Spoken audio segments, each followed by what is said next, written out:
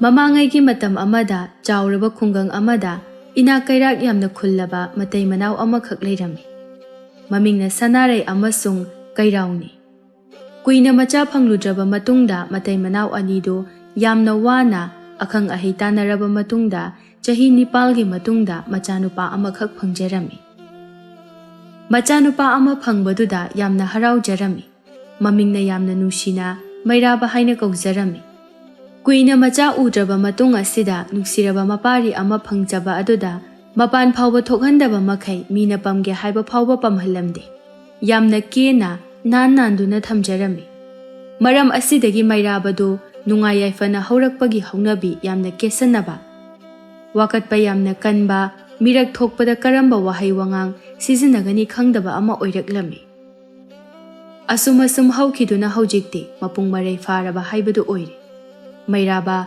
ꯃꯁꯛ ꯃꯇꯧ ꯑꯗꯨꯛꯀꯤ ꯃꯇꯤꯛ ꯐꯖꯕ, ꯁꯥꯋꯣꯡ ꯁꯕꯥꯟꯗ ꯑꯋꯥꯠ ꯑꯄꯥ ꯂꯩꯇꯕ ꯅꯨꯄꯥ ꯑꯃ ꯑꯣꯏꯔꯝꯃꯤ꯫ ꯇꯧꯕꯇꯕꯨ ꯃꯍꯥꯛꯀꯤ ꯈ꯭ꯋꯥꯏꯗꯒꯤ ꯑꯁꯣꯏꯕ ꯍꯥꯏꯔꯒꯗꯤ ꯃꯤꯅꯨꯡꯁꯤ ꯍꯩꯇꯕ ꯑꯁꯤꯅꯤ꯫ ꯃꯍꯥꯛ ꯃꯄꯥꯜꯊꯣꯡꯒꯤ ꯁꯛꯐꯝꯅ ꯂꯥꯏꯔꯦꯝꯕ ꯃꯥꯜꯂꯕꯁꯨ ꯊꯛꯁꯤ ꯈꯥꯁꯤ ꯅꯥꯏꯗꯕ ꯃꯇꯧ ꯑꯗꯨꯗ ꯂꯩꯄꯥꯛ ꯑꯗꯨꯒꯤ ꯃꯤꯌꯥꯝꯅ ꯌꯥꯝꯅ ꯁꯥꯎꯅꯤꯡꯂꯝꯃꯤ꯫ ꯅꯣꯡꯃꯒꯤ ꯅꯨꯃꯤꯠ ꯑꯃꯗ ꯃꯩꯔꯥꯕꯗꯨ ꯁꯥꯎꯅ, "ꯏꯃꯥ, ꯑꯩꯅ ꯍꯥꯏꯕ ꯅꯠꯇ꯭ꯔꯣ ꯃꯁꯤꯒꯤ ꯁꯒꯣꯜꯁꯦ ꯌꯥꯝꯅ ꯃꯜꯂꯤ, ꯑꯅꯧꯕ ꯑꯃ ꯁꯤꯟꯗꯣꯛꯁꯦ ꯍꯥꯏꯗꯅ?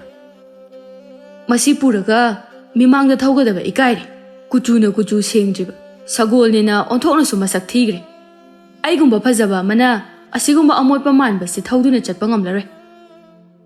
ꯁꯅꯥꯔꯩ ꯃꯁꯥ ꯉꯝꯗꯗꯨꯅ ꯂꯩꯕꯅꯤ, ꯑꯗꯨꯕꯨ ꯃꯆꯥꯅꯨꯄꯥꯒꯤ ꯏꯁꯧ ꯑꯗꯨ ꯇꯥꯕ ꯉꯝꯗ꯭ꯔꯗꯨꯅ ꯅꯥꯍꯦꯔꯒ, "ꯍꯥꯏ ꯏꯃꯥꯒꯤ ꯏꯕꯨꯡꯉꯣ, ꯅꯠꯇꯦ, ꯁꯒꯣꯜ ꯑꯁꯤ ꯅꯪꯒꯤ ꯅꯄꯥꯕꯨꯡꯅ ꯉꯔꯥꯡ ꯅꯍꯥꯟ ꯈꯛꯇꯃꯛ ꯂꯩꯈꯤꯕꯗ ꯉꯥꯏꯔꯤ, ꯑꯗꯨꯒ ꯃꯇꯧ ꯀꯔꯝꯅ ꯅꯪꯅ ꯃꯜꯂꯤ ꯍꯥꯏꯔꯤꯕꯅꯣꯅꯦꯍꯦ?" ꯃꯩꯔꯥꯕ ꯍꯦꯟꯅ ꯁꯥꯎꯒꯠꯂꯒ, "ꯑꯗꯨ ꯑꯣꯏꯔꯁꯨ ꯑꯩꯅ ꯄꯥꯝꯗꯦ ꯍꯥꯏꯔꯗꯤ ꯄꯥꯝꯗ꯭ꯔꯦ꯫ ꯏꯅꯥꯛ ꯈꯨꯟꯗꯕ ꯂꯥꯏꯔ ꯆꯨꯗꯠꯅꯕꯁꯨ ꯅꯠꯇꯦ꯫ ꯑꯁꯨꯛ ꯌꯥꯝꯅ ꯂꯤꯛꯏꯁꯤꯕꯨ ꯀꯩꯒꯤꯅꯣꯕ ꯏꯃꯥ? ꯏꯃꯥꯕꯨ ꯑꯔꯤꯛꯄꯤꯒꯤ ꯃꯆꯥꯔꯣ?" ꯋꯥꯐꯝꯗꯨ ꯇꯥꯕꯗ ꯏꯃꯨꯡꯗꯒꯤ ꯀꯩꯔꯥꯎ ꯑꯗꯨ ꯊꯣꯔꯛꯇꯨꯅ, "ꯕꯨꯡꯉꯣ, ꯅꯪꯕꯨ ꯅꯪꯒꯤ ꯍꯦꯛ ꯑꯄꯣꯛꯄꯤ ꯅꯃꯥ ꯑꯁꯤꯗ ꯑꯗꯨꯝꯅ ꯉꯥꯡꯂꯤꯕꯗꯨꯕꯨ ꯍꯧꯅꯕ꯭ꯔꯣ? ꯃꯗꯨ ꯐꯠꯇꯦꯀꯣ꯫ ꯃꯁꯥ ꯉꯝꯗꯗꯅ ꯆꯥꯛ ꯐꯥꯎꯕ ꯅꯤꯡꯊꯤꯖꯅ ꯆꯥꯈꯤꯗ꯭ꯔꯤꯕꯅꯤ꯫ ꯍꯟꯗꯛꯇꯤ ꯁꯦꯜ ꯈꯔ ꯐꯪꯂꯒꯅꯦ ꯅꯪꯒꯤ ꯁꯒꯣꯜ ꯑꯗꯣ ꯑꯅꯧꯕ ꯑꯃ ꯂꯩꯔꯁꯤ." ꯃꯩꯔꯥꯕ ꯍꯔꯥꯎꯅ ꯀꯩꯔꯥꯎꯗ ꯀꯣꯜꯂꯗꯨꯅ, "ꯑꯗꯨꯅꯦꯕ, ꯅꯨꯡꯁꯤꯈ꯭ꯔꯦꯗ ꯑꯩꯒꯤ ꯄꯥꯕꯨꯡꯁꯦ, ꯑꯩꯅ ꯍꯥꯏꯕꯗ ꯏꯜꯂꯤ." ꯑꯁꯤ ꯍꯥꯏꯗꯨꯅ ꯁꯅꯥꯔꯩꯗ ꯃꯨꯟꯅ ꯌꯦꯡꯂꯝꯂꯒ ꯉꯥꯏꯍꯥꯛ ꯀꯣꯏꯊꯣꯛꯂꯨꯈꯤꯒꯦ ꯍꯥꯏꯔꯗꯨꯅ ꯊꯣꯛꯈꯤꯔꯝꯃꯤ꯫ ꯃꯆꯥꯅꯨꯄꯥꯒꯤ ꯃꯇꯧ ꯑꯗꯨꯗ ꯁꯅꯥꯔꯩ ꯑꯗꯨ ꯑꯣꯛ ꯈꯣꯡꯕ ꯃꯈꯩ ꯀꯞꯂꯗꯨꯅ, "ꯃꯈꯣꯏ ꯄꯥꯕꯨꯡ, ꯅꯠꯇꯦ, ꯃꯁꯤꯕꯨ ꯀꯔꯝꯅ ꯋꯥꯈꯜ ꯇꯥꯍꯟꯒꯗꯧꯔꯤꯕꯅꯣ? ꯑꯩꯗꯤ ꯃꯥꯒꯤ ꯈꯟꯕꯗ ꯁꯤꯕ ꯉꯝꯂꯣꯏꯗꯧꯔꯦ." ꯀꯩꯔꯥꯎ ꯅꯨꯡꯉꯥꯏꯇꯅ ꯁꯅꯥꯔꯩꯒꯤ ꯇꯥꯔꯛꯂꯤꯕ ꯃꯄꯤ ꯑꯗꯨ ꯇꯩꯊꯣꯛꯄꯤꯔꯒ, "ꯀꯔꯤꯁꯨ ꯋꯥꯔꯨꯒꯅꯨ, ꯃꯇꯝꯒꯤ ꯃꯇꯨꯡ ꯏꯟꯅ ꯏꯁꯣꯔ ꯃꯥꯅ ꯋꯥꯔꯛꯆꯔꯛꯀꯅꯤ꯫ ꯑꯁꯣꯟꯕ ꯑꯩꯈꯣꯏ ꯑꯅꯤꯅꯗꯤ ꯄꯥꯈꯪ ꯐꯥꯔꯕ, ꯅꯨꯄꯤ ꯊꯤꯕ ꯌꯥꯔꯕ ꯃꯍꯥꯛꯄꯨ ꯍꯧꯖꯤꯛ ꯐꯨꯗꯨꯅ ꯀꯔꯝꯅ ꯋꯥꯔꯛꯀꯅꯤ? ꯃꯁꯤ ꯄꯨꯝꯅꯃꯛ ꯑꯁꯦ ꯑꯩꯈꯣꯏ ꯑꯅꯤꯅ ꯃꯍꯥꯛꯄꯨ ꯌꯥꯝꯅ ꯂꯨꯅ ꯆꯥꯟꯅ ꯇꯧꯔꯨꯕꯒꯤ ꯃꯍꯩꯅꯤ꯫ ꯑꯩꯈꯣꯏꯁꯦ ꯌꯥꯝꯅ ꯂꯥꯜꯂꯤ꯫ ꯑꯉꯥꯡ ꯑꯁꯤꯕꯨ ꯅꯨꯡꯁꯤ ꯍꯥꯏꯗꯨꯅ ꯃꯥꯅ ꯍꯥꯏꯕꯇ ꯌꯥꯔꯨꯕ, ꯃꯥꯕꯨ ꯀꯦꯅ ꯃꯧꯅ ꯊꯝꯂꯨꯕꯒꯤ ꯑꯩꯈꯣꯏꯒꯤ ꯏꯔꯥꯜꯅꯤ." ꯑꯁꯤ ꯍꯥꯏꯗꯨꯅ ꯃꯇꯩ ꯃꯅꯥꯎ ꯑꯅꯤꯗꯨ ꯌꯥꯝꯅ ꯅꯨꯡꯁꯤꯅꯅ ꯀꯞꯃꯤꯟꯅꯔꯝꯃꯤ꯫ ꯑꯁꯨꯝ ꯇꯧꯕ ꯑꯗꯨꯗ ꯁ꯭ꯋꯔꯒ ꯊꯛꯇ ꯂꯩꯔꯤꯕ ꯂꯥꯏꯔꯦꯝꯕꯤ ꯑꯃꯈꯛꯅ ꯎꯔꯝꯃꯤ꯫ ꯃꯁꯤꯗꯒꯤ ꯌꯥꯝꯅ ꯅꯨꯡꯉꯥꯏꯇꯅ ꯂꯥꯏꯔꯦꯝꯕꯤ ꯑꯗꯨꯅ, "ꯑꯣ, ꯑꯣꯟꯊꯣꯛꯄꯅꯤꯗ, ꯃꯇꯩ ꯃꯅꯥꯎ ꯑꯅꯤꯒꯤ ꯃꯇꯧ ꯑꯁꯦ ꯌꯦꯡꯕ ꯉꯝꯗ꯭ꯔꯦ꯫ ꯂꯝ ꯍꯦꯟꯕ, ꯑꯉꯥꯎꯕꯒꯤ ꯋꯥꯈꯜ ꯆꯦꯟꯕ ꯃꯆꯥ ꯄꯥꯈꯪ, ꯃꯁꯤ ꯋꯥꯔꯛꯇꯕ ꯌꯥꯔꯣꯏꯗꯧꯔꯤ." ꯑꯁꯤ ꯍꯥꯏꯗꯨꯅ ꯇꯥꯏꯕꯪ ꯃꯤꯑꯣꯏꯕ ꯑꯃꯒꯤ ꯃꯇꯧ ꯂꯧꯔꯗꯨꯅ ꯃꯥꯂꯦꯝꯗ ꯈꯣꯡꯗꯥꯔꯛꯂꯝꯃꯤ꯫ ꯁꯣꯝꯗꯅ ꯃꯩꯔꯥꯕꯗꯨ ꯁꯒꯣꯜ ꯑꯅꯧꯕ ꯂꯩꯔꯅꯤ ꯍꯥꯏꯗꯨꯅ ꯌꯥꯝꯅ ꯍꯔꯥꯎꯅ ꯑꯉꯥꯡ ꯃꯆꯥ ꯑꯃꯒꯨꯝꯅ ꯂꯝꯕꯤ ꯑꯗꯨꯗ ꯅꯣꯛ ꯅꯣꯛꯇꯨꯅ ꯆꯠꯂꯝꯃꯤ꯫ ꯃꯇꯝ ꯑꯗꯨꯗ ꯁꯣꯜꯂꯕ ꯑꯍꯜ ꯑꯃꯈꯛ ꯊꯦꯂꯥ ꯒꯥꯔꯤꯗ ꯐꯧ ꯃꯌꯥꯝ ꯑꯃ ꯍꯥꯞꯇꯨꯅ ꯏꯟꯕ ꯉꯝꯗ꯭ꯔꯗꯨꯅ ꯁꯥꯈ꯭ꯔꯕ ꯅꯨꯡꯁꯥ ꯑꯗꯨꯗ ꯁꯣꯔ ꯊꯕꯦꯠ ꯊꯕꯦꯠ ꯍꯣꯟꯕ ꯃꯈꯩ ꯂꯩꯖꯔꯝꯃꯤ꯫ ꯑꯗꯨꯕꯨ ꯃꯩꯔꯥꯕ ꯂꯥꯛꯄ ꯑꯗꯨꯗ ꯌꯥꯝꯅ ꯍꯔꯥꯎꯅ, "ꯑꯦ, ꯅꯨꯄꯥ ꯃꯆꯥ, ꯅꯪꯕꯨ ꯀꯗꯥꯏꯗ ꯌꯧꯒꯗꯧꯔꯤꯕꯅꯣ? ꯌꯥꯔꯕꯗꯤ ꯑꯩꯒꯤ ꯊꯦꯂꯥꯁꯦ ꯑꯁꯤ ꯐꯥꯎꯕꯗ ꯏꯟꯃꯤꯟꯅꯔꯨꯁꯤ꯫ ꯑꯩꯁꯦ ꯉꯔꯥꯡꯗꯒꯤ ꯀꯔꯤꯁꯨ ꯆꯥꯔꯛꯇ꯭ꯔꯤ, ꯏꯁꯥꯁꯨ ꯈꯔ ꯉꯝꯗꯕ, ꯋꯥꯕꯅꯁꯨ ꯈꯅꯥꯎ ꯑꯁꯦ ꯈꯔꯛ ꯍꯦꯛ ꯀꯪꯉꯤ꯫ ꯑꯗꯨꯅꯅꯦ ꯑꯩꯒꯤ ꯃꯇꯦꯡꯁꯦ ꯑꯃꯨꯛꯇꯗꯤ ꯄꯥꯡꯕꯤꯌꯨꯕ." Ahal nupa adugi wafam adu taruraga minungsi pokpagi mahutta yamna usittaba karemnaba mawongda koktagina ton phawba yengtharami aduga nokfet tawraga aidi nangse sawarbai khaluri nate miyoiba manabu atuk yamna motpa haunabra iruga sukno lujadabra nangba leikhom leinang itai tairadana aduga mateng pangbiu kain usitira ha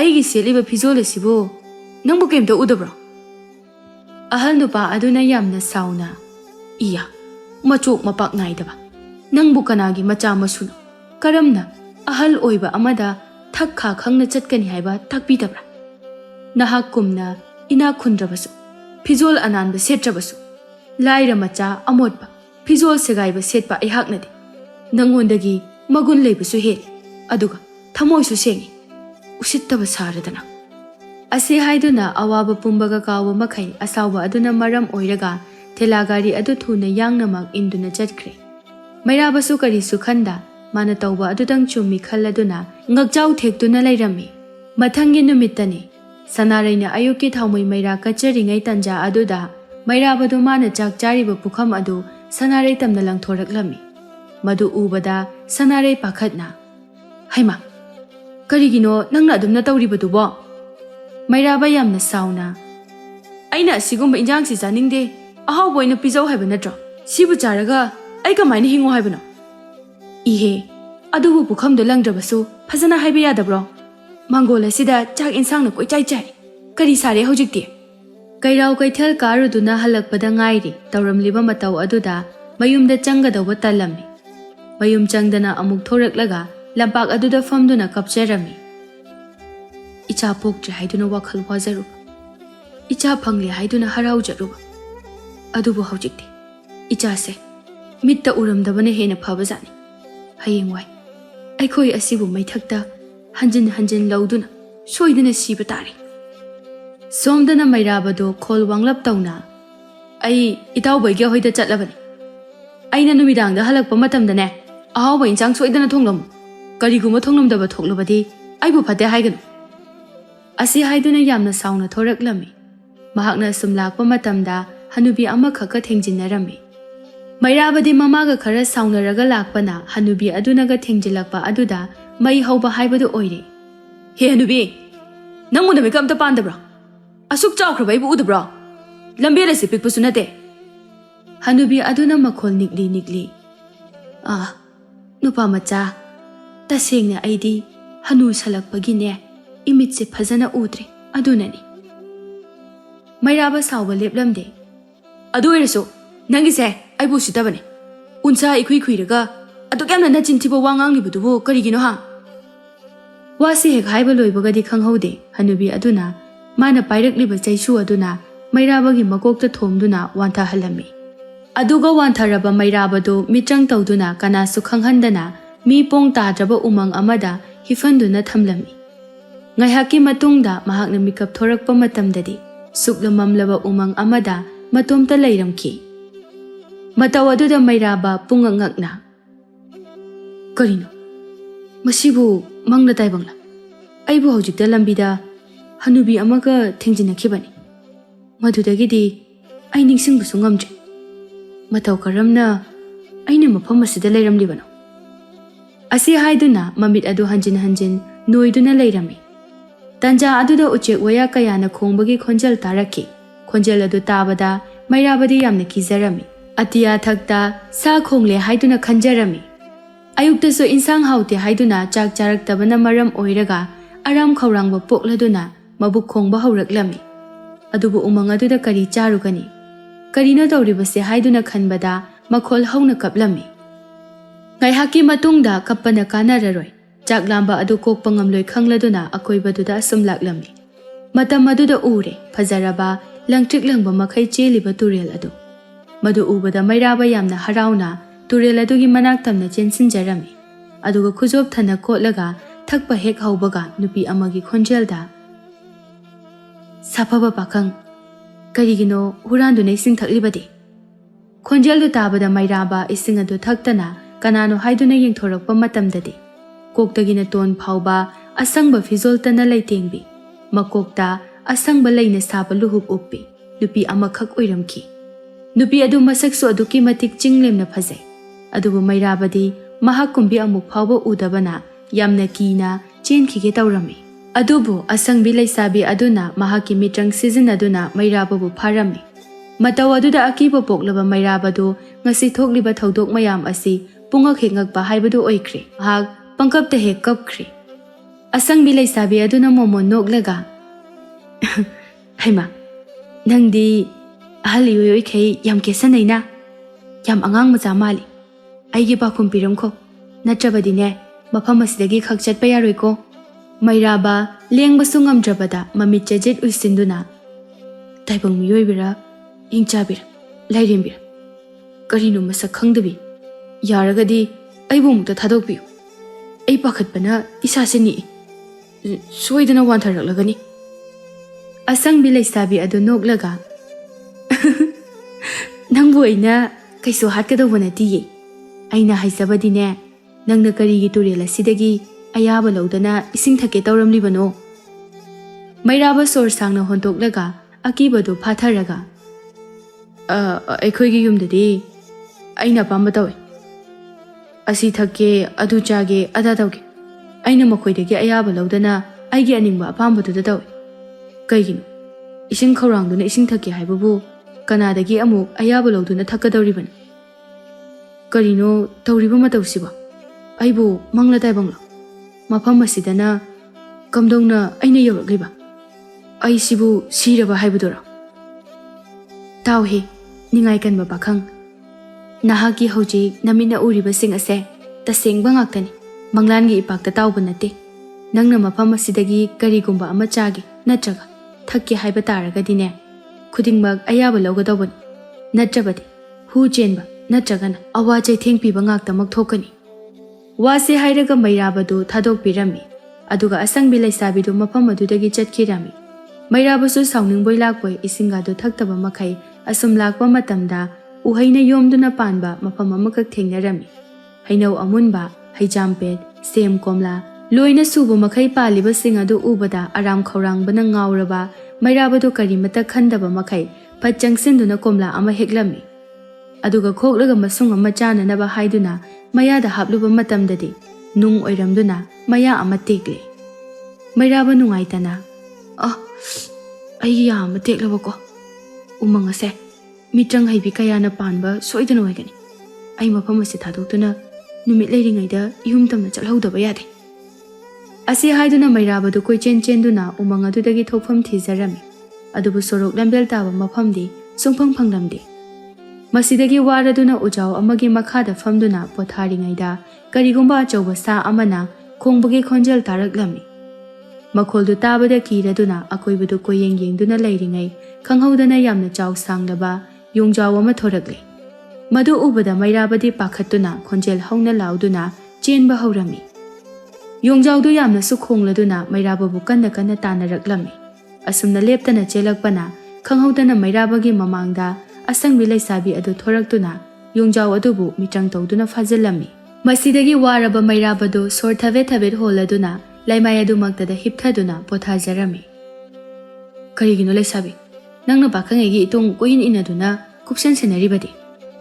Wadu tabada asangbi laisabidu yamna sauna yinglaktuna Karigino nangna aina hakiba wafam adu injibadi nahak sininglabro.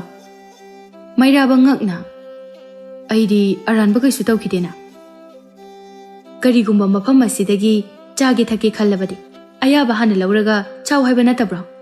Hojik nangna madu indabadagi komla adusu nung onduna nayate aduga yongjaw asina su sauduna nangbu hatke haiduna tanaraklibani. Mairaba yam kina khuru khudak kulladuna asangbi laisabi yarabadi aibu yongjaw asidagi amukta kanbiyu ai matung amu hana tawjaroi aigi ralse amukta ngakbiyu. Asangbi laisabi aduna khara taptharaga phare masimadine nangi nateng panglagi matung nangna phataba thaba ama tawraklabadi ai nangbu ngakbiba khak ngamloiko. Asi haiduna yongjaw adubu mitrang tawduna manghan khirami. Madu ubada Mairaba akibadu pharaduna harauna leijarami. Mangna sum leiringai tung onthoktuna yengluba matamdadi asangbi laisabi adu ꯂꯥꯞꯇꯛꯅ ꯆꯠꯄ ꯍꯧꯔꯝꯃꯤ꯫ ꯊꯤꯟꯊꯕ ꯇꯧꯗꯅ ꯃꯈꯣꯡ ꯑꯗꯨꯅ ꯑꯔꯩꯕ ꯄꯥꯡꯒꯜ ꯄꯨꯊꯣꯛꯇꯨꯅ ꯇꯥꯟꯅꯔꯛꯂꯝꯃꯤ꯫ ꯂꯩꯁꯥꯕꯤ ꯑꯗꯨꯅ ꯃꯃꯤꯠ ꯐꯩꯖꯩ ꯌꯦꯡꯂꯒ "ꯀꯔꯤꯒꯤꯅꯣ ꯅꯪꯅ ꯑꯩꯒꯤ ꯏꯇꯨꯡ ꯏꯟꯅꯔꯛꯂꯤꯗꯤ?" ꯃꯩꯔꯥꯕ ꯏꯀꯥꯏꯔꯞ ꯇꯧꯅ "ꯑꯩꯒꯤ ꯏꯔꯥꯜ ꯄꯨꯝꯕ ꯉꯥꯛꯄꯤꯌꯨ. ꯑꯩꯕꯨ ꯀꯟꯕꯤꯕꯒꯤꯗꯃꯛꯇ ꯊꯥꯒꯠꯄ ꯐꯣꯡꯗꯣꯛꯆꯔꯤ." "ꯌꯥꯔꯅꯤ. ꯃꯗꯨꯒꯤꯗꯃꯛꯇ ꯑꯣꯏꯔꯕꯗꯤꯅꯦ, ꯑꯩꯗꯤ ꯃꯁꯤ ꯍꯥꯟꯅꯗꯒꯤ ꯇꯧꯗꯨꯅꯇ ꯂꯥꯛꯂꯕꯅꯤ. ꯅꯪꯅ ꯑꯍꯥꯟꯕ ꯅꯠꯇꯦ." "ꯑꯁꯪꯕꯤ ꯂꯩꯁꯥꯕꯤ, ꯅꯪꯁꯦ ꯌꯥꯝꯅ ꯊꯨꯅ ꯁꯥꯎꯒꯜꯂꯤ. ꯑꯩꯗꯤ ꯎꯃꯪ ꯑꯁꯤꯗ ꯀꯝꯗꯧꯅ ꯂꯥꯛꯈꯤꯕꯅꯣ ꯍꯥꯏꯕꯁꯨ ꯈꯪꯗꯦ, ꯑꯗꯨꯒ ꯀꯝꯗꯧꯅ ꯂꯩꯒꯅꯤ ꯍꯥꯏꯕꯁꯨ ꯈꯪꯗꯦ. ꯆꯥꯛ ꯂꯥꯝꯕꯅꯁꯨ ꯂꯣꯏꯔꯦ, ꯑꯩ ꯀꯤꯕꯅꯁꯨ ꯂꯣꯏꯔꯦ. ꯑꯗꯨꯅ ꯅꯪꯅ ꯂꯝꯖꯤꯡꯕꯤꯕ ꯃꯥꯏꯀꯩꯗ ꯑꯣꯏꯅ ꯑꯩ ꯆꯠꯂꯒꯦ ꯍꯥꯏꯗꯨꯅ ꯅꯪꯒꯤ ꯃꯇꯨꯡ ꯏꯟꯅꯔꯛꯂꯤꯕꯅꯤ." "ꯅꯪꯁꯦ ꯌꯥꯝ ꯍꯣꯡꯉꯤ. ꯑꯍꯥꯟꯕ ꯊꯦꯡꯅꯕꯗꯗꯤ ꯋꯥꯖꯥꯎ ꯉꯥꯡꯕ, ꯊꯛꯁꯤ ꯈꯥꯁꯤ ꯅꯥꯏꯗꯕ ꯑꯃꯒꯨꯝ ꯑꯣꯏꯔꯝꯃꯤ. ꯍꯧꯖꯤꯛꯇꯤ ꯅꯔꯥꯜ ꯈꯪꯖꯗꯨꯅ ꯃꯤꯉꯣꯟꯗ ꯊꯧꯒꯜꯂꯣꯟ ꯎꯠꯄ ꯑꯃꯗꯤ ꯃꯤꯅꯨꯡꯁꯤ ꯍꯩꯕꯁꯨ ꯍꯩꯔꯦ. ꯀꯔꯤꯒꯤ ꯅꯪꯒꯤ ꯃꯇꯦꯡ ꯄꯥꯡꯂꯣꯏꯗꯣꯏꯅꯣ? ꯂꯥꯛꯑꯣ, ꯑꯩꯒꯤ ꯏꯇꯨꯡ ꯏꯟꯅꯔꯛꯑꯣ." ꯑꯁꯤ ꯍꯥꯏꯗꯨꯅ ꯑꯅꯤꯗꯨ ꯁꯨꯝ ꯂꯥꯛꯄ ꯃꯇꯝꯗ ꯃꯌꯥꯝꯗꯒꯤ ꯏꯇꯣꯞ ꯇꯣꯞꯄ ꯌꯥꯝꯅ ꯐꯖꯔꯕ ꯃꯐꯝ ꯑꯃꯈꯛꯇ ꯌꯧꯔꯛꯂꯝꯃꯤ꯫ ꯐꯖꯔꯕ ꯏꯁꯤꯡ ꯆꯥꯏꯕꯤ, ꯃꯤꯇ꯭ꯔꯪꯒꯨꯝꯂꯕ ꯄꯨꯈ꯭ꯔꯤ, ꯑꯆꯥ ꯑꯊꯛ ꯀꯌꯥ ꯑꯃ ꯂꯩꯔꯥꯡꯗ ꯍꯧꯗꯨꯅ ꯂꯩꯔꯝꯃꯤ꯫ ꯑꯗꯨꯒ ꯍꯦꯛ ꯌꯦꯡꯕꯗ ꯆꯥꯅꯤꯡꯕ ꯄꯣꯛꯀꯗꯧꯕ ꯎꯍꯩ ꯀꯌꯥ ꯑꯃꯒꯁꯨ ꯄꯥꯜꯂꯝꯈꯤ꯫ ꯃꯗꯨ ꯎꯕꯗ ꯃꯩꯔꯥꯕ ꯃꯃꯤꯠ ꯏꯊꯛ ꯊꯛꯀꯠꯈ꯭ꯔꯦ, ꯃꯇꯤꯟꯁꯨ ꯇꯥꯕ ꯃꯈꯩ ꯂꯩꯔꯦ꯫ ꯆꯥꯛꯅꯒ ꯂꯥꯝꯕꯅꯦ ꯃꯕꯨꯛꯇꯨ ꯈꯣꯡꯕ ꯍꯧꯔꯛꯂꯦ꯫ ꯏꯀꯥꯏꯗꯨꯅ ꯂꯩꯁꯥꯕꯤ ꯑꯗꯨꯗ ꯌꯦꯡꯖꯔꯛꯂꯝꯃꯤ꯫ ꯂꯩꯁꯥꯕꯤ ꯑꯗꯨꯅ ꯃꯣꯃꯣꯟ ꯇꯧꯅ ꯅꯣꯛꯂꯒ "ꯅꯪꯅ ꯆꯥꯅꯤꯡꯕ ꯃꯈꯩ ꯃꯐꯝ ꯑꯁꯤꯗꯒꯤ ꯂꯧꯗꯨꯅ ꯆꯥꯖꯔꯣ. ꯇꯧꯕꯇꯕꯨ ꯆꯥꯕ ꯂꯣꯏꯔꯒꯅꯦ, ꯑꯩꯒꯤ ꯏꯇꯦꯡꯗꯤ ꯈꯔ ꯄꯥꯡꯒꯗꯧꯕꯅꯤ." ꯃꯩꯔꯥꯕ ꯑꯔꯥꯝ ꯈꯧꯔꯥꯡꯕꯅ ꯉꯥꯎꯔꯗꯨꯅ ꯍꯣꯏ ꯍꯥꯏꯔꯝꯂꯒ ꯃꯈꯨꯠꯀꯥꯗꯣ ꯍꯥꯝꯗꯕ ꯃꯈꯩ ꯂꯩꯔꯝꯂꯤꯕ ꯑꯆꯥ ꯑꯊꯛꯁꯤꯡ ꯑꯗꯨ ꯌꯥꯝꯅ ꯍꯥꯎꯅ ꯆꯥꯔꯝꯃꯤ꯫ ꯃꯥꯒꯤ ꯈꯨꯆꯥ ꯂꯛꯆꯥꯗꯣ ꯎꯔꯒ ꯂꯩꯁꯥꯕꯤ ꯑꯗꯨ ꯊꯋꯥꯏ ꯇꯥꯅ ꯅꯣꯛꯇꯨꯅ ꯌꯦꯡꯖꯔꯝꯃꯤ꯫ ꯆꯥꯕ ꯊꯛꯄ ꯍꯦꯟꯃꯜꯂꯛꯄꯗꯒꯤ ꯃꯩꯔꯥꯕꯗꯨ ꯊꯒꯦꯔꯛꯂꯝꯃꯤ꯫ ꯑꯗꯨꯒ ꯍꯩꯖ꯭ꯔꯥꯡ ꯑꯃ ꯍꯦꯛꯇꯨꯅ ꯆꯥꯕ ꯇꯨꯝꯅꯅꯕ ꯍꯥꯏꯗꯨꯅ ꯊꯨꯝ ꯅꯝꯗꯨꯅ ꯆꯥꯔꯝꯃꯤ꯫ ꯂꯣꯏꯔꯕꯗ ꯋꯥꯔꯗꯨꯅ ꯅꯥꯀꯣꯛꯄ ꯃꯈꯩ ꯂꯩꯁꯥꯕꯤ ꯑꯗꯨꯗ ꯀꯔꯤꯁꯨ ꯍꯥꯏꯔꯝꯗ ꯑꯗꯨꯃꯛ ꯇꯨꯝꯊꯈ꯭ꯔꯦ꯫ ꯂꯩꯁꯥꯕꯤ ꯑꯗꯨꯁꯨ ꯃꯩꯔꯥꯕꯒꯤ ꯃꯇꯧ ꯑꯗꯨꯗ ꯀꯔꯤꯁꯨ ꯍꯥꯏꯗ꯭ꯔꯦ꯫ ꯉꯥꯏꯍꯥꯛ ꯄꯣꯊꯥꯖꯔꯁꯅꯨ ꯍꯥꯏꯗꯨꯅ ꯃꯥꯅ ꯇꯨꯝꯗꯨꯅ ꯂꯩꯔꯤꯕ ꯑꯗꯨꯕꯨ ꯁꯪꯗꯨꯅ ꯂꯩꯈ꯭ꯔꯦ꯫ ꯉꯥꯏꯍꯥꯛꯀꯤ ꯃꯇꯨꯡꯗ ꯃꯤꯀꯞ ꯊꯣꯛꯂꯗꯨꯅ ꯇꯤꯡꯂꯤ ꯌꯥꯡꯂꯤꯔꯝꯃꯤ꯫ ꯑꯗꯨꯒ ꯃꯃꯤꯠ ꯈꯪꯄꯥꯡ ꯄꯥꯡꯊꯣꯔꯛꯄ ꯃꯇꯝꯗ ꯂꯩꯁꯥꯕꯤ ꯑꯗꯨꯅ ꯃꯥꯒꯤ ꯍꯦꯛ ꯃꯤꯠꯃꯥꯡꯗ ꯂꯦꯞꯇꯨꯅ ꯂꯩꯔꯝꯕ ꯑꯗꯨꯗ ꯈꯪꯂꯗꯨꯅ ꯈꯣꯡꯐꯝ ꯑꯅꯤꯔꯣꯝ ꯍꯜꯂꯒ "ꯀꯔꯤ ꯃꯇꯧꯅꯣ? ꯆꯥꯒꯦ ꯇꯧꯕ ꯃꯈꯩ ꯌꯦꯡꯂꯤꯕꯕꯣ?" "ꯅꯪ ꯆꯥꯔꯦ ꯊꯛꯑꯦ, ꯄꯣꯊꯥꯍꯜꯂꯤ. ꯍꯧꯖꯤꯛꯇꯤ ꯑꯩꯒꯤ ꯏꯇꯦꯡ ꯑꯃꯨꯛ ꯄꯥꯡꯉꯨ." ꯃꯩꯔꯥꯕ ꯃꯀꯣꯛꯇꯨ ꯍꯣꯠꯂꯒ ꯌꯥꯝꯅ ꯇꯟꯅ ꯍꯀꯥꯝꯒꯗꯨ ꯆꯜꯂꯒ "ꯀꯔꯤ ꯊꯕꯛ ꯇꯧꯒꯗꯕꯅꯣ? ꯑꯩꯗꯤ ꯏꯄꯨꯟꯁꯤꯁꯤꯗ ꯊꯕꯛ ꯍꯥꯏꯕꯗꯣ ꯑꯃꯨꯛꯇ ꯐꯥꯎꯕ ꯁꯨꯖꯔꯛꯇ꯭ꯔꯤ. ꯑꯗꯨꯕꯨ ꯑꯩꯅ ꯍꯩꯕꯨ ꯍꯩꯒꯗ꯭ꯔꯅꯦ?" ꯋꯥꯗꯨ ꯇꯥꯕꯗ ꯂꯩꯁꯥꯕꯤ ꯑꯗꯨꯅ ꯃꯈꯣꯜ ꯍꯧꯕ ꯃꯈꯩ ꯅꯣꯛꯂꯒ "ꯀꯩꯅꯣ ꯍꯥꯏꯁꯤꯕꯣ? ꯅꯪꯕꯨ ꯍꯧꯖꯤꯛ ꯆꯍꯤ ꯀꯌꯥ ꯁꯨꯔꯒꯦ?" ꯃꯩꯔꯥꯕ ꯉꯥꯏꯍꯥꯛ ꯋꯥꯈꯜ ꯇꯧꯔꯒ "ꯆꯍꯤ 30ꯗꯤ ꯌꯩꯁꯜꯂꯝꯃꯅꯤ. ꯀꯩꯒꯤꯅꯣ ꯃꯤꯒꯤꯆꯍꯤ ꯍꯪꯂꯒ ꯅꯪꯅ ꯅꯣꯏꯗꯨꯕꯣ? ꯆꯍꯤꯅ ꯅꯨꯄꯤ ꯊꯤꯕ ꯌꯥꯕꯒꯤ ꯃꯇꯝ ꯌꯧꯔꯦ. ꯑꯗꯨꯒ ꯍꯧꯖꯤꯛ ꯐꯥꯎꯕ ꯊꯕꯛ ꯑꯃꯠꯇ ꯁꯨꯕ ꯍꯩꯇ꯭ꯔꯕꯗꯤꯅꯦ, ꯅꯪꯁꯤꯕꯨ ꯃꯤ ꯅꯠꯇ꯭ꯔꯕꯔꯣ? ꯂꯥꯏ ꯂꯥꯏꯔꯦꯝꯕꯤ ꯐꯥꯎꯕꯗ ꯊꯕꯛ ꯁꯨꯔꯤꯕꯅꯤ. ꯃꯊꯧ ꯂꯣꯏꯅ ꯆꯤꯟꯅꯔꯤꯕꯅꯤ.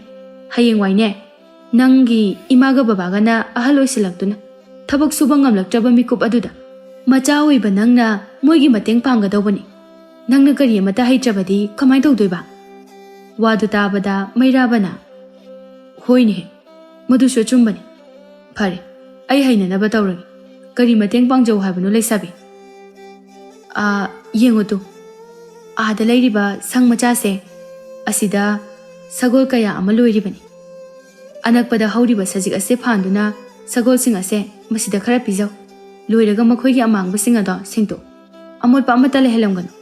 ꯀꯔꯤꯒꯨꯝꯕ ꯁꯦꯡꯗꯕ, ꯃꯣꯠꯂꯝꯕ ꯇꯥꯔꯒꯗꯤꯅꯦ, ꯉꯁꯤꯒꯤ ꯅꯨꯃꯤꯗꯥꯡꯒꯤ ꯆꯥꯛ ꯄꯤꯖꯔꯣꯏꯗꯧꯔꯤꯕꯅꯤ." ꯃꯩꯔꯥꯕ ꯅꯨꯡꯉꯥꯏꯇꯅ "ꯐꯔꯦ, ꯑꯩ ꯑꯃꯨꯛꯇ ꯐꯥꯎꯕꯗꯤ ꯇꯧꯗ꯭ꯔꯤꯕꯅꯤ. ꯑꯗꯨꯅ ꯁꯣꯏꯈꯤꯕ ꯌꯥꯎꯔꯕꯁꯨ ꯑꯩꯕꯨ ꯈꯔ ꯉꯥꯛꯄꯤꯌꯨ." ꯑꯁꯤ ꯍꯥꯏꯗꯨꯅ ꯃꯩꯔꯥꯕꯗꯨ ꯁꯪ ꯃꯆꯥ ꯑꯗꯨꯗ ꯆꯪꯈ꯭ꯔꯦ꯫ ꯄꯣꯂꯥꯡ ꯑꯆꯧꯕ ꯑꯃ ꯄꯨꯊꯣꯔꯛꯇꯨꯅ ꯅꯥꯀꯜꯗ ꯍꯧꯔꯤꯕ ꯑꯁꯪꯕ ꯁꯖꯤꯛꯁꯤꯡ ꯑꯗꯨ ꯍꯦꯛꯄ ꯍꯧꯔꯝꯃꯤ꯫ ꯑꯗꯨꯒ ꯀꯌꯥꯗ ꯄꯪꯈ꯭ꯔꯕꯅꯣ! ꯊꯥꯡꯒꯣꯜ ꯑꯃꯅ ꯂꯦꯜꯂꯒ ꯃꯤꯀꯨꯞ ꯈꯔꯒꯤ ꯃꯇꯨꯡꯗ ꯂꯣꯏꯁꯤꯟꯕ ꯌꯥꯕ ꯑꯗꯨ ꯃꯈꯨꯠꯅ ꯑꯣꯏꯅ ꯃꯀꯥ ꯑꯃꯃꯝ ꯊꯠꯇꯨꯅ ꯂꯩꯔꯦ꯫ ꯃꯇꯧꯗꯨ ꯎꯕꯗ ꯂꯩꯁꯥꯕꯤ ꯑꯗꯨꯅ ꯋꯥꯟꯊꯕ ꯃꯈꯩ ꯅꯣꯛꯂꯝꯃꯤ꯫ ꯃꯩꯔꯥꯕꯁꯨ ꯃꯔꯝꯗꯤ ꯈꯪꯗꯦ, ꯑꯗꯨꯕꯨ ꯅꯣꯛꯄ ꯌꯥꯎꯁꯤꯜꯂꯝꯃꯤ꯫ "ꯀꯩꯒꯤꯅꯣ ꯅꯪꯅ ꯅꯣꯛꯏꯕꯣ?" ꯀꯩꯒꯤꯅꯣ ꯁꯖꯤꯛ ꯐꯥꯟꯕꯕꯨ ꯑꯗꯨꯝꯅ ꯐꯥꯅꯕ꯭ꯔꯣ ꯑꯄꯪꯕꯣ ꯑꯗꯨꯃꯥꯏꯅ ꯃꯀꯥ ꯑꯃꯃꯝ ꯍꯦꯛꯇꯅ ꯂꯩꯔꯗꯤ ꯉꯁꯤ ꯅꯨꯃꯤꯠ ꯑꯃ ꯆꯪꯈꯤꯕ ꯇꯥꯔꯦ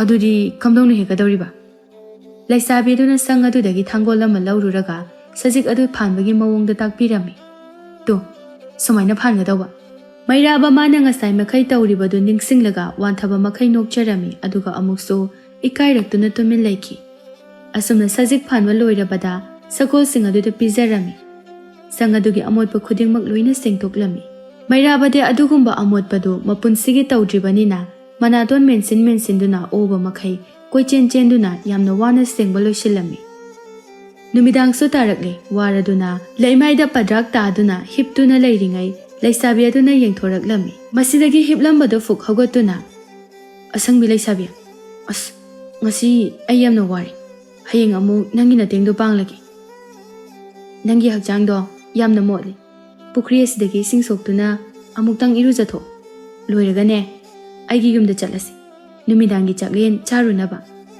ꯑꯁꯤ ꯍꯥꯏꯗꯨꯅ ꯃꯩꯔꯥꯕꯗ ꯈꯨꯗꯩ ꯍꯣꯡꯗꯣꯛꯅꯕ ꯍꯥꯏꯗꯨꯅ ꯄꯤꯔꯝꯃꯤ ꯈꯨꯗꯩ ꯑꯗꯨ ꯂꯧꯔꯒ ꯏꯔꯨꯖꯅꯅꯕ ꯍꯥꯏꯗꯨꯅ ꯆꯠꯈ꯭ꯔꯦ ꯃꯤꯀꯨꯞ ꯈꯔꯒꯤ ꯃꯇꯨꯡꯗ ꯂꯣꯏꯔꯕꯗ ꯃꯩꯔꯥꯕꯗꯨ ꯂꯥꯛꯂꯝꯃꯤ ꯂꯩꯁꯥꯕꯤ ꯑꯗꯨꯅ ꯁꯦꯠꯅꯅꯕ ꯐꯤꯖꯣꯜ ꯑꯃ ꯄꯤꯕꯤꯔꯝꯃꯤ ꯐꯤꯖꯣꯜ ꯃꯆꯨꯁꯤꯡ ꯑꯁꯤꯗꯤ ꯑꯁꯪꯕ ꯃꯆꯨ ꯉꯥꯛꯇ ꯅꯪꯁꯨ ꯃꯁꯤ ꯁꯦꯠꯂꯦ ꯍꯥꯏꯗꯨꯅ ꯑꯩꯕꯨꯁꯨ ꯁꯦꯠꯂꯣ ꯍꯥꯏꯔꯤꯔꯣ ꯑꯩꯗꯤ ꯎꯃꯪ ꯑꯁꯤꯒꯤ ꯂꯥꯏꯔꯦꯝꯕꯤꯅꯤ ꯎꯃꯪ ꯑꯁꯦ ꯑꯩꯅ ꯑꯁꯪꯕ ꯃꯆꯨꯒꯤ ꯐꯤꯖꯣꯜ ꯑꯁꯦ ꯁꯦꯠꯂꯤꯕ ꯃꯈꯩ ꯑꯁꯪꯕ ꯎꯅꯥ ꯋꯥꯅꯥꯇꯅ ꯃꯄꯨꯡ ꯐꯥꯅ ꯄꯥꯟꯕ ꯎꯃꯪ ꯑꯃ ꯑꯣꯏꯒꯗꯧꯔꯤꯕꯅꯤ ꯑꯁꯤ ꯍꯥꯏꯗꯨꯅ ꯃꯁꯥꯒꯤ ꯐꯤꯖꯣꯜ ꯑꯗꯨ ꯑꯉꯥꯡꯕ ꯃꯆꯨꯗ ꯑꯃꯨꯛ ꯑꯣꯟꯊꯣꯔꯛꯂꯝꯃꯤ ꯃꯇꯝ ꯑꯗꯨꯗ ꯑꯉꯛꯄꯅꯤ ꯏꯁꯪ ꯁꯪꯗꯨꯅ ꯂꯩꯔꯝꯕ ꯎꯃꯪ ꯑꯗꯨ ꯑꯉꯥꯡꯕ ꯃꯆꯨꯒꯤ ꯎꯄꯥꯜ ꯋꯥꯄꯥꯜ ꯀꯌꯥ ꯍꯧꯔꯛꯂꯝꯃꯤ ꯑꯁꯨꯝꯅ ꯐꯤꯖꯣꯜ ꯃꯆꯨ ꯃꯈꯜ ꯃꯈꯜ ꯍꯣꯡꯗꯨꯅ ꯑꯁꯨꯝꯅ ꯇꯧꯏ ꯍꯥꯏꯕꯗꯨ ꯃꯩꯔꯥꯕꯗ ꯎꯠꯂꯝꯃꯤ ꯃꯇꯧ ꯑꯗꯨꯗ ꯃꯩꯔꯥꯕ ꯏꯉꯛ ꯉꯛꯅ ꯅꯍꯥꯛꯁꯦ ꯇꯁꯦꯡꯕꯃꯛꯀꯤ ꯂꯥꯏꯔꯦꯝꯕꯤ ꯑꯣꯏꯔꯦꯀꯣ ꯎꯃꯪ ꯑꯁꯤꯗꯤ ꯑꯁꯪꯕ ꯃꯆꯨꯅ ꯍꯦꯟꯅ ꯐꯖꯩ ꯑꯁꯪꯕ ꯃꯆꯨ ꯑꯗꯨꯝ ꯑꯣꯏꯍꯟꯕꯤꯌꯨ ꯃꯁꯤꯗꯒꯤ ꯍꯥꯟꯅꯒꯤ ꯃꯇꯧ ꯑꯣꯏꯈ꯭ꯔꯦ ꯑꯗꯨꯒ ꯃꯩꯔꯥꯕꯁꯨ ꯂꯩꯁꯥꯕꯤ ꯑꯗꯨꯅ ꯄꯤꯔꯛꯂꯤꯕ ꯐꯤꯖꯣꯜ ꯑꯗꯨ ꯁꯦꯠꯆꯤꯟꯈ꯭ꯔꯦ ꯁꯛꯍꯦꯟꯕꯤ ꯂꯥꯏꯔꯦꯝꯕꯤ ꯍꯧꯖꯤꯛꯇꯤ ꯀꯗꯥꯏꯗ ꯑꯃꯨꯛ ꯆꯠꯀꯗꯧꯔꯤꯕꯅꯣ ꯑꯩꯗꯤ ꯊꯕꯛꯀ ꯁꯨꯔꯨꯕꯅꯤꯅ ꯋꯥꯕꯅ ꯏꯁꯥꯁꯦ ꯌꯥꯗ꯭ꯔꯦ ꯇꯨꯝꯅꯤꯡꯂꯦ ꯅꯨꯃꯤꯗꯥꯡꯒꯤ ꯆꯥꯛꯀꯗꯣ ꯑꯝꯇ ꯍꯦꯛ ꯆꯥꯅꯤꯡꯗ꯭ꯔꯦ ꯑꯩꯒꯤ ꯇꯨꯝꯐꯝ ꯑꯃꯠꯇ ꯄꯤꯕꯤꯌꯨ ꯑꯩꯒꯤ ꯃꯤꯡ ꯂꯩꯁꯤ ꯍꯥꯏꯅ ꯍꯦꯛꯇ ꯀꯧꯕꯤꯌꯨ ꯅꯪꯅ ꯁꯥꯡꯅ ꯑꯩꯒꯤ ꯃꯤꯡ ꯀꯧꯕꯗꯣ ꯌꯥꯝ ꯋꯥꯒꯅꯤ ꯊꯕꯛ ꯋꯥꯅ ꯁꯨꯔꯨꯔꯒ ꯑꯍꯤꯡ ꯆꯔꯥ ꯍꯦꯟꯗꯨꯅ ꯇꯨꯝꯕꯗꯣ ꯅꯪꯒꯤ ꯍꯛꯆꯥꯡ ꯁꯣꯛꯀꯅꯤ ꯈꯔ ꯆꯥꯔꯒ ꯐꯖꯅ ꯄꯣꯊꯥꯎ ꯐꯔꯦ ꯍꯧꯖꯤꯛꯇꯤ ꯑꯩꯒꯤ ꯏꯇꯨꯡ ꯏꯟꯅꯧ ꯑꯩꯒꯤ ꯌꯨꯝꯗ ꯆꯠꯂꯁꯤ ꯑꯁꯤ ꯍꯥꯏꯗꯨꯅ ꯃꯩꯔꯥꯕꯁꯨ ꯑꯗꯨꯃꯛ ꯏꯟꯅꯔꯛꯂꯝꯃꯤ ꯃꯤꯀꯨꯞ ꯈꯔꯒꯤ ꯃꯇꯨꯡꯗ ꯂꯩꯁꯤꯗꯨ ꯍꯩꯈꯥ ꯄꯥꯝꯕꯤꯅ ꯏꯀꯣꯏ ꯀꯣꯏꯅ ꯍꯧꯕ ꯃꯐꯝ ꯑꯃ ꯌꯧꯔꯕꯗ ꯆꯠꯂꯝꯕꯗꯒꯤ ꯆꯞ ꯂꯦꯞꯈ꯭ꯔꯦ ꯃꯩꯔꯥꯕ ꯉꯛꯅ ꯀꯔꯤ ꯇꯧꯔꯤ ꯂꯦꯞꯄꯗꯤ ꯑꯩꯒꯤ ꯌꯨꯝ ꯌꯧꯔꯦ ꯑꯗꯨꯒꯤ ꯂꯦꯞꯄꯤꯕꯅꯤ ꯃꯩꯔꯥꯕ ꯏꯉꯛ ꯉꯛꯅ ꯑꯀꯣꯏꯕꯗꯨꯗ ꯀꯣꯏꯌꯦꯡ ꯌꯦꯡꯖꯔꯝꯃꯤ ꯀꯔꯤꯁꯨ ꯂꯩꯕ ꯎꯔꯝꯗꯦ ꯂꯩꯔꯤꯕ ꯍꯥꯏꯕꯕꯨ ꯁꯨꯞꯅꯇꯒꯤ ꯑꯀꯣꯏꯕ ꯑꯗꯨꯗ ꯍꯩꯈꯥ ꯄꯥꯝꯕꯤ ꯍꯧꯔꯤꯕꯗꯨ ꯈꯛꯇꯅꯤ ꯃꯁꯤꯗ ꯋꯥꯈꯜ ꯇꯥꯗ꯭ꯔꯗꯨꯅ ꯃꯀꯣꯛ ꯑꯗꯨ ꯍꯣꯠꯂꯒ ꯀꯩꯅꯣ ꯂꯩꯁꯤ ꯅꯪꯅ ꯍꯥꯏꯔꯤꯁꯤꯕꯣ ꯑꯩꯒꯤ ꯃꯤꯠꯁꯤꯕꯨ ꯇꯥꯡꯂꯕ ꯍꯥꯏꯕꯗꯨꯔ ꯅꯠꯇꯦ ꯑꯩꯒꯤ ꯃꯤꯠꯁꯤꯗ ꯍꯩꯈꯥ ꯄꯥꯝꯕꯤ ꯑꯁꯤꯒ ꯅꯪꯒ ꯈꯛꯇꯃꯛ ꯎꯏ ꯑꯇꯩꯗꯤ ꯀꯩꯁꯨ ꯎꯗꯦ ꯅꯪꯒꯤ ꯌꯨꯝ ꯍꯥꯏꯔꯤꯁꯤꯕꯨ ꯀꯗꯥꯏꯗ ꯂꯩꯒꯦ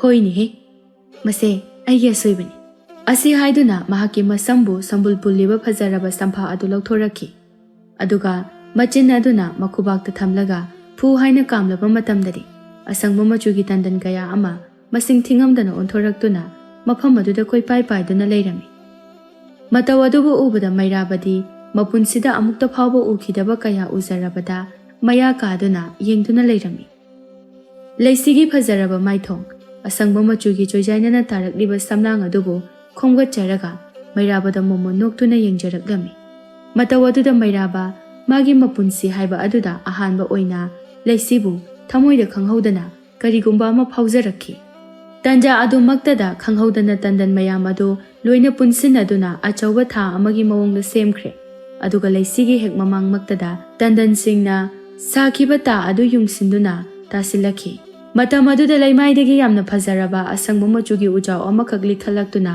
ꯑꯁꯨꯝ ꯋꯥꯡꯈꯠꯂꯛꯇꯨꯅ ꯑꯆꯧꯕ ꯃꯁꯥ ꯃꯔꯣꯡ ꯐꯟꯕ ꯎꯖꯥꯎ ꯑꯃꯈꯛ ꯑꯣꯟꯊꯣꯛꯈ꯭ꯔꯦ ꯑꯗꯨꯒ ꯑꯔꯣꯏꯕꯗ ꯎꯖꯥꯎ ꯑꯗꯨꯗ ꯌꯥꯝꯅ ꯐꯖꯔꯕ ꯑꯔꯪꯕ ꯃꯉꯥꯜꯒ ꯂꯣꯏꯅꯅ ꯌꯨꯝ ꯃꯆꯥ ꯑꯃ ꯊꯣꯔꯛꯈꯤ ꯂꯩꯁꯤꯅ ꯃꯩꯔꯥꯕꯒꯤ ꯃꯁꯥ ꯑꯗꯨ ꯂꯦꯡꯂꯒ ꯂꯝꯍꯦꯟꯕ ꯄꯥꯈꯪ ꯂꯥꯛꯑꯣ ꯑꯍꯤꯡꯁꯦ ꯌꯥꯝꯅ ꯏꯪꯒꯅꯤ ꯆꯪꯉꯁꯤ ꯏꯃꯨꯡꯗ ꯃꯩꯔꯥꯕ ꯋꯥꯈꯜ ꯇꯥꯔꯛꯇꯨꯅ ꯂꯩꯁꯤꯗ ꯍꯥꯏꯐꯦꯠ ꯌꯦꯡꯖꯩ ꯑꯗꯨꯒ ꯑꯗꯨꯃꯛ ꯃꯇꯨꯡ ꯏꯟꯅꯈ꯭ꯔꯦ ꯎꯖꯥꯎ ꯑꯗꯨꯗ ꯂꯩꯁꯤꯅ ꯊꯣꯡ ꯍꯥꯡꯇꯣꯛꯑꯣ ꯍꯥꯏꯗꯨꯅ ꯍꯦꯛ ꯍꯥꯏꯕꯒ ꯆꯦꯈꯥꯏꯗꯨꯅ ꯊꯣꯡꯒꯨꯝꯕ ꯑꯃ ꯄꯥꯜꯂꯛꯂꯝꯃꯤ ꯃꯗꯨ ꯍꯥꯡꯇꯣꯛꯂꯒ ꯎꯊꯛꯇ ꯁꯥꯔꯤꯕ ꯌꯨꯝ ꯑꯗꯨꯗ ꯀꯩꯔꯥꯛꯀꯤ ꯃꯇꯦꯡꯅ ꯀꯥꯔꯕ ꯃꯇꯨꯡꯗ ꯌꯧꯔꯝꯃꯤ ꯃꯁꯤꯗꯒꯤ ꯂꯩꯁꯤꯅ ꯃꯩ ꯍꯧꯒꯠꯇꯨꯅ ꯅꯨꯃꯤꯗꯥꯡꯒꯤ ꯆꯥꯛꯂꯦꯟꯒꯤꯗꯃꯛ ꯑꯆꯥ ꯑꯊꯛ ꯈꯔ ꯁꯦꯝꯂꯝꯃꯤ ꯃꯩꯔꯥꯕꯗꯤ ꯌꯨꯝ ꯑꯗꯨꯒꯤ ꯃꯅꯨꯡ ꯑꯗꯨ ꯀꯣꯏꯆꯠ ꯆꯠꯇꯨꯅ ꯌꯦꯡꯖꯔꯝꯃꯤ ꯃꯩꯔꯥꯕ ꯃꯐꯝ ꯑꯗꯨꯗ ꯂꯩꯔꯝꯂꯤꯕ ꯄꯣꯠꯆꯩ ꯑꯗꯨꯗ ꯑꯃꯨꯛꯇ ꯐꯥꯎꯕ ꯎꯖꯗꯕꯒꯤ ꯃꯑꯣꯡꯗ ꯇꯥꯞ ꯇꯥꯞ ꯄꯥꯏꯗꯨꯅ ꯌꯥꯝꯅ ꯆꯣꯞꯅ ꯌꯦꯡꯖꯔꯒ ꯑꯁ ꯃꯁꯤꯒꯤ ꯆꯐꯨ ꯃꯆꯥ ꯑꯁꯤꯗꯤ ꯑꯣꯟꯊꯣꯛꯅꯕꯨ ꯐꯖꯈ꯭ꯔꯦꯗ ꯅꯠꯇꯦ ꯑꯁꯤꯒꯨꯝꯕ ꯎꯊꯛꯇ ꯁꯥꯕ ꯌꯨꯝꯒꯁꯦ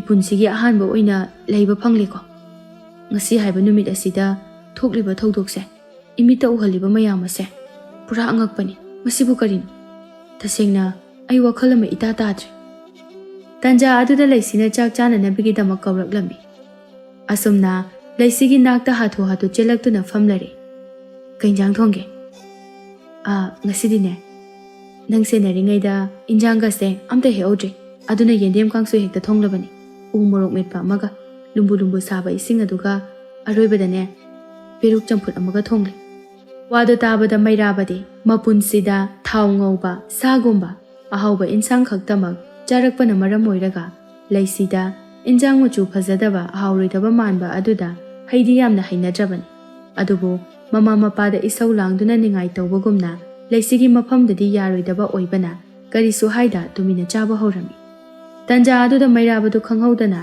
ꯁꯨꯛꯊꯔꯝꯕ ꯃꯥꯏꯊꯣꯡꯗꯨ ꯍꯔꯥꯎꯕꯒꯤ ꯁꯛꯐꯝ ꯎꯠꯇꯨꯅ ꯀꯩꯅꯣ ꯁꯤ ꯀꯥꯡꯁꯣꯏꯁꯤꯗꯤ ꯑꯣꯟꯊꯣꯛꯅ ꯍꯥꯎꯈ꯭ꯔꯦꯗ ꯃꯣꯔꯣꯛ ꯃꯦꯠꯄꯁꯤꯁꯨ ꯑꯗꯨꯒ ꯑꯁ ꯁꯤꯗ ꯂꯩꯔꯤꯕꯁꯤꯡꯁꯦ ꯂꯣꯏꯅ ꯍꯦꯛ ꯍꯥꯎꯏ ꯏꯁꯤꯡꯁꯤꯁꯨ ꯑꯣꯟꯊꯣꯛꯅ ꯍꯥꯎꯈ꯭ꯔꯦ ꯃꯁꯤꯕꯨ ꯅꯪꯅꯒ ꯃꯤꯇ꯭ꯔꯪꯒ ꯇꯧꯁꯤꯟꯕ꯭ꯔꯣ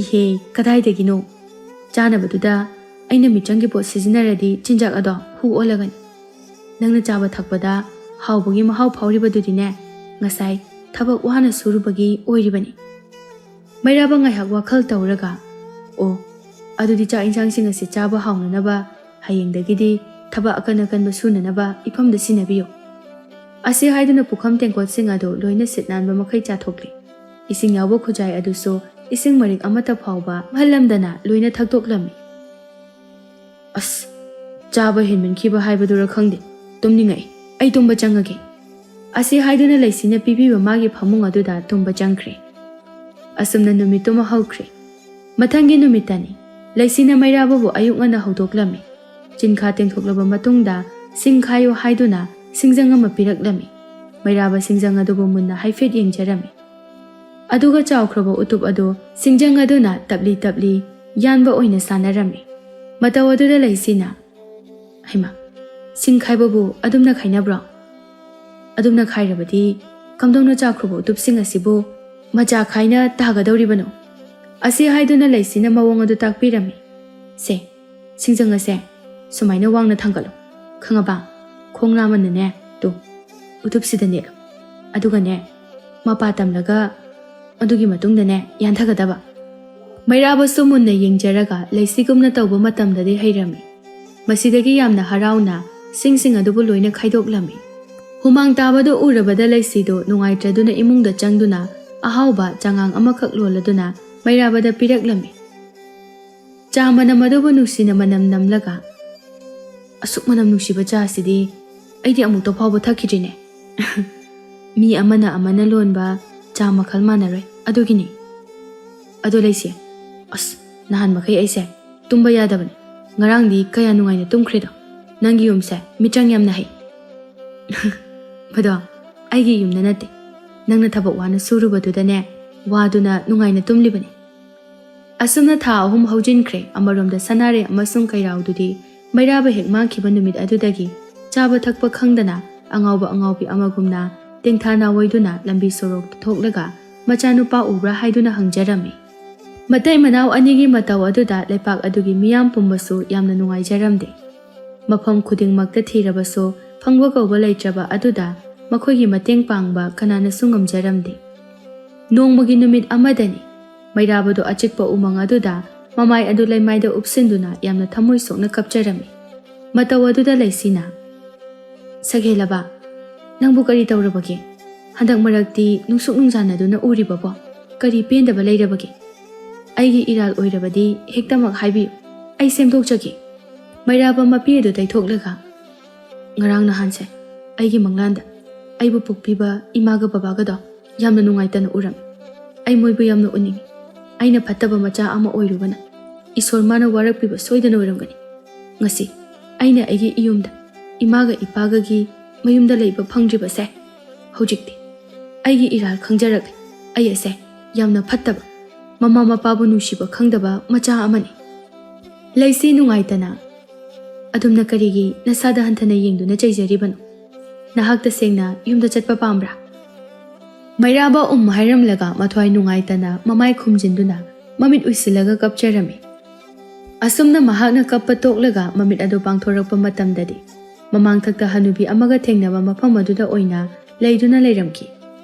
Matawaduda ingak-ngakladuna akoibaduda leisibu kauduna koithi thiramki. Adubu phangba kauba leiramdi.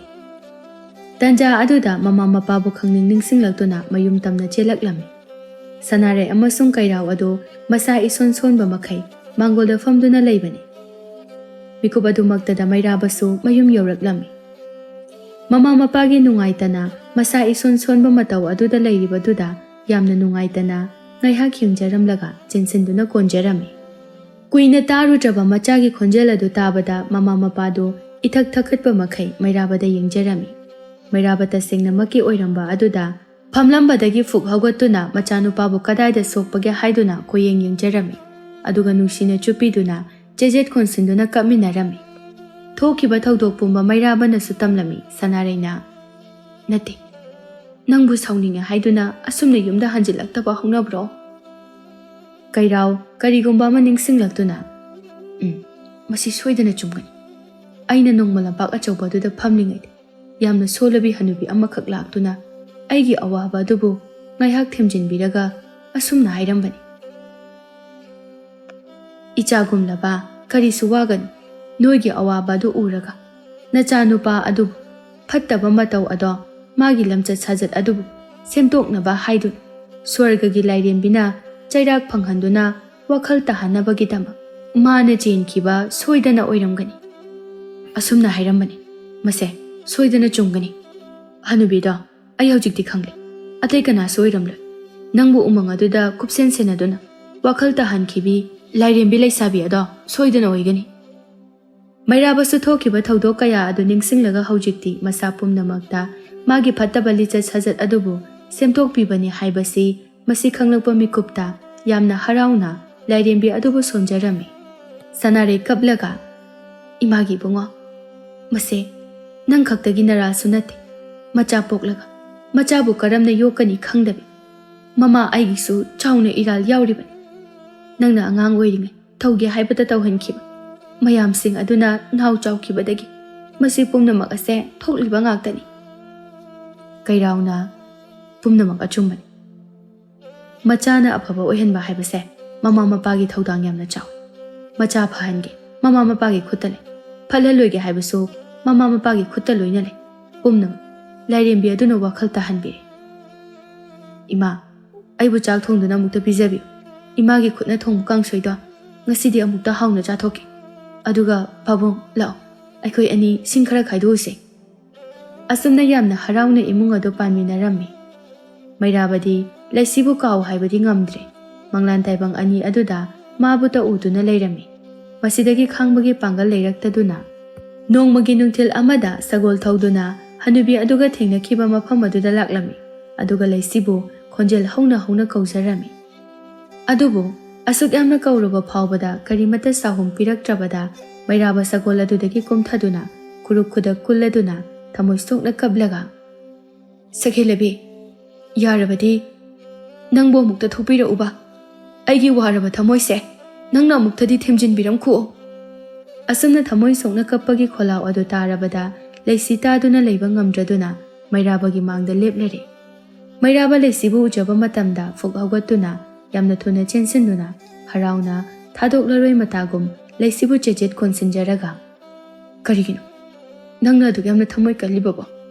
Aina nangbu ujarabadi haiduna nungti numi khudingi aina nangbu sonjabadu uraga ꯅꯪ ꯅꯨꯡꯉꯥꯏꯅ ꯂꯩꯊꯣꯛꯂꯤꯕ ꯀꯔꯤꯒꯤꯅꯣ? ꯑꯩꯒꯤ ꯑꯋꯥꯕꯁꯦ ꯅꯪꯅ ꯎꯕꯤꯗ꯭ꯔꯤꯕ ꯀꯔꯤꯒꯤꯅꯣ? ꯂꯩꯁꯤꯁꯨ ꯃꯩꯔꯥꯕꯒꯤ ꯃꯇꯧ ꯑꯗꯨꯗ ꯀꯞꯂꯦ, ꯑꯗꯨꯒ ꯃꯄꯤ ꯑꯗꯨ ꯇꯩꯊꯣꯛꯂꯒ ꯅꯨꯡꯉꯥꯏꯇꯅ, ꯁꯈꯦꯂꯕ, ꯑꯩꯁꯨ ꯅꯪꯒꯤ ꯅꯇꯧ ꯌꯦꯡꯂꯒ ꯈꯥꯡꯗꯨꯅ ꯁꯨꯝ ꯂꯩꯕꯗꯣ ꯑꯩ ꯉꯝꯗ꯭ꯔꯦ. ꯇꯧꯕꯇꯕꯨ ꯑꯩꯒꯤ ꯏꯄꯥ ꯁꯣꯔꯥꯔꯦꯜꯅ ꯑꯩꯕꯨ ꯇꯥꯏꯕꯪ ꯃꯥꯂꯦꯝꯗ ꯆꯠꯄ ꯊꯤꯡꯂꯦ. ꯃꯗꯨꯅ ꯃꯔꯝ ꯑꯣꯏꯔꯒ ꯅꯪꯒꯤ ꯑꯋꯥꯕꯗꯣ ꯑꯩꯅ ꯊꯦꯝꯖꯤꯟꯕ ꯉꯝꯗꯕꯅꯤ. ꯁꯈꯦꯂꯕꯤ, ꯑꯩ ꯅꯪꯕꯨ ꯊꯃꯣꯏ ꯁꯦꯡꯅ ꯅꯨꯡꯁꯤ. ꯅꯪꯅ ꯑꯩꯕꯨ ꯐꯠꯇꯕ ꯂꯝꯆꯠ ꯁꯥꯖꯠꯇꯒꯤ ꯆꯤꯡꯊꯣꯛꯄꯤꯔꯝꯂꯒ ꯀꯔꯤꯒꯤ ꯑꯩꯕꯨ ꯊꯥꯗꯣꯛꯇꯨꯅ ꯆꯠꯂꯤꯕꯅꯣ? ꯑꯩꯗꯤ ꯅꯪ ꯌꯥꯎꯗꯅ ꯄꯨꯟꯁꯤꯁꯦ ꯈꯛ ꯍꯤꯡꯕ ꯉꯝꯂꯣꯏꯌꯦ. ꯋꯥꯗꯨ ꯇꯥꯔꯒ ꯂꯩꯁꯤꯗꯤ ꯍꯟꯖꯤꯟ ꯍꯟꯖꯤꯟ ꯊꯃꯣꯏ ꯀꯥꯏꯔꯤ. ꯈꯣꯟꯖꯦꯜ ꯑꯗꯨ ꯅꯤꯛꯅ, ꯑꯗꯨꯝꯅ ꯍꯥꯏꯒꯅꯨ. ꯅꯪꯒꯤ ꯋꯥꯍꯩ ꯇꯥꯔꯒ ꯑꯩ ꯈꯥꯡꯕ ꯉꯝꯗꯦ. ꯑꯩꯗꯤ ꯂꯥꯏꯔꯦꯝꯕꯤ ꯑꯃꯅꯤ, ꯅꯪꯅ ꯇꯥꯏꯕꯪ ꯃꯤꯑꯣꯏꯕꯅꯤ. ꯃꯊꯧ ꯀꯔꯝꯅ ꯑꯩꯈꯣꯏ ꯑꯅꯤꯅ ꯆꯥꯛꯇꯥꯃꯤꯟꯅꯒꯗꯧꯔꯤꯕꯅꯣ? ꯑꯩꯈꯣꯏ ꯑꯅꯤ ꯂꯩꯃꯤꯟꯅꯕ ꯈꯛ ꯌꯥꯔꯣꯏ. ꯑꯩꯁꯨ ꯅꯪꯕꯨ ꯑꯗꯨꯛꯀꯤ ꯃꯇꯤꯛ ꯅꯨꯡꯁꯤꯌꯦ. ꯃꯄꯣꯛꯁꯤꯃꯒꯤꯁꯨ ꯅꯪꯕꯨ ꯀꯥꯎꯕ ꯉꯝꯂꯔꯣꯏ. ꯑꯗꯨꯕꯨ ꯅꯪ ꯑꯩꯒꯤ ꯂꯥꯏꯕꯛ ꯑꯁꯤꯗꯗꯤ ꯊꯨꯡꯅ ꯋꯥꯏꯕ ꯇꯝꯂꯝꯗ꯭ꯔꯦ. ꯏꯄꯥ ꯁꯣꯔꯥꯔꯦꯜ, ꯇꯥꯏꯕꯪ ꯃꯤꯑꯣꯏꯕ ꯅꯪꯕꯨ ꯑꯩꯅ ꯅꯨꯡꯁꯤꯖꯩ. ꯅꯪꯅꯁꯨ ꯑꯩꯕꯨ ꯅꯨꯡꯁꯤꯖꯩ ꯈꯪꯂꯛꯄꯗ ꯑꯩ ꯅꯪꯒꯤ ꯅꯅꯥꯛꯇ ꯆꯠꯄ ꯊꯤꯡꯈꯤꯕꯅꯤ. ꯉꯁꯤꯇꯪꯗꯤ ꯑꯩꯅ ꯍꯥꯏꯖꯃꯟꯕꯗꯒꯤ ꯑꯌꯥꯕ ꯄꯤꯕꯤꯔꯛꯈꯤꯕꯅꯤ. ꯌꯥꯔꯣꯏ, ꯃꯗꯨ ꯑꯩ ꯉꯝꯂꯣꯏ. ꯍꯧꯖꯤꯛꯃꯛ ꯑꯩꯅ ꯅꯪꯕꯨ ꯄꯨꯗꯨꯅ ꯆꯠꯀꯅꯤ. ꯑꯩ ꯅꯪ ꯌꯥꯎꯗꯅ ꯃꯄꯣꯛꯁꯤꯃ ꯑꯩ ꯍꯤꯡꯕ ꯉꯝꯂꯣꯏꯌꯦ. ꯇꯟꯖꯥ ꯑꯗꯨꯗ ꯈꯪꯍꯧꯗꯅ ꯁ꯭ꯋꯔꯒ ꯊꯛꯇꯒꯤ ꯃꯄꯥ ꯁꯣꯔꯥꯔꯦꯜꯅ ꯀꯧꯔꯛꯂꯝꯃꯤ.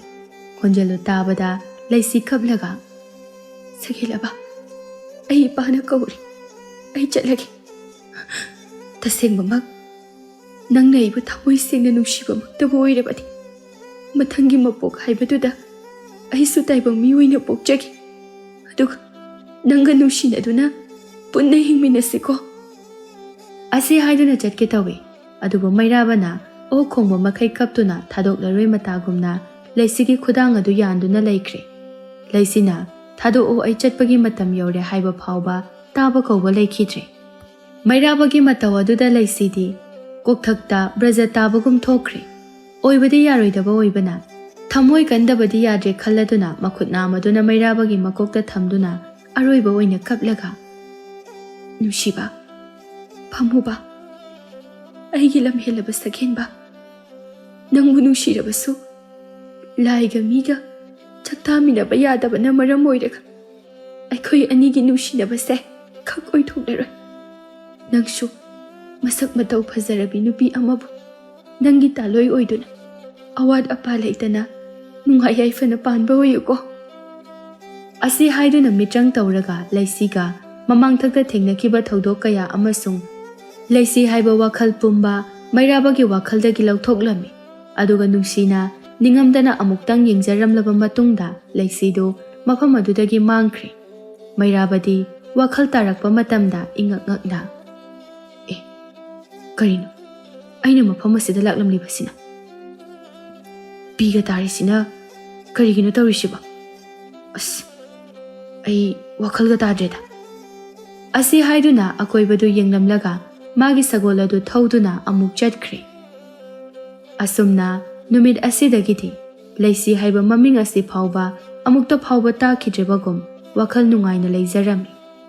ꯑꯗꯨꯕꯨ ꯁꯛꯈꯤꯕ ꯏꯁꯩ ꯅꯣꯡꯃꯇ ꯑꯣꯏꯔꯕꯁꯨ ꯅꯤꯡꯁꯤꯡꯂꯛꯑꯦ ꯍꯥꯏꯕꯒꯨꯝ ꯅꯨꯃꯤꯗꯥꯡꯒꯤ ꯌꯥꯝꯅ ꯊꯦꯡꯖꯤꯜꯂꯛꯂꯕ ꯃꯇꯝꯗ ꯀꯨꯐꯦꯠ ꯀꯥꯐꯦꯠ ꯉꯥꯜꯂꯤꯕ ꯇꯟꯗꯟ ꯃꯥꯅ ꯀꯣꯏꯄꯥꯏ ꯄꯥꯏꯕ ꯎꯖꯔꯒ ꯃꯩꯔꯥꯕꯒꯤ ꯋꯥꯈꯜ ꯑꯃꯁꯨꯡ ꯄꯨꯛꯅꯤꯡ ꯑꯗꯨ ꯌꯥꯝꯅ ꯍꯥꯏꯐꯝ ꯇꯧꯐꯝ ꯈꯪꯗꯕ ꯑꯃꯗꯤ ꯑꯗꯨꯃꯛ ꯐꯥꯎꯖꯔꯝꯃꯤ. ꯑꯁꯨꯝꯅ ꯃꯇꯝ ꯈꯔꯒꯤ ꯃꯇꯨꯡꯗ ꯃꯩꯔꯥꯕꯗꯨ ꯊꯪꯅꯕ ꯂꯩꯄꯥꯛ ꯑꯃꯗꯒꯤ ꯔꯥꯅꯤ ꯂꯩꯃ ꯀꯧꯕ ꯅꯨꯄꯤ ꯑꯃꯕꯨ ꯇꯥꯂꯣꯏ ꯑꯣꯏꯅ ꯂꯨꯍꯣꯡꯂꯝꯈꯤ. ꯑꯁꯨꯝꯅ ꯏꯃꯨꯡ ꯑꯗꯨ ꯑꯋꯥꯠ ꯑꯄꯥ ꯂꯩꯇꯅ ꯌꯥꯝꯅ ꯅꯨꯡꯉꯥꯏ ꯌꯥꯏꯐꯅ ꯄꯥꯟꯈꯤꯔꯝꯃꯤ.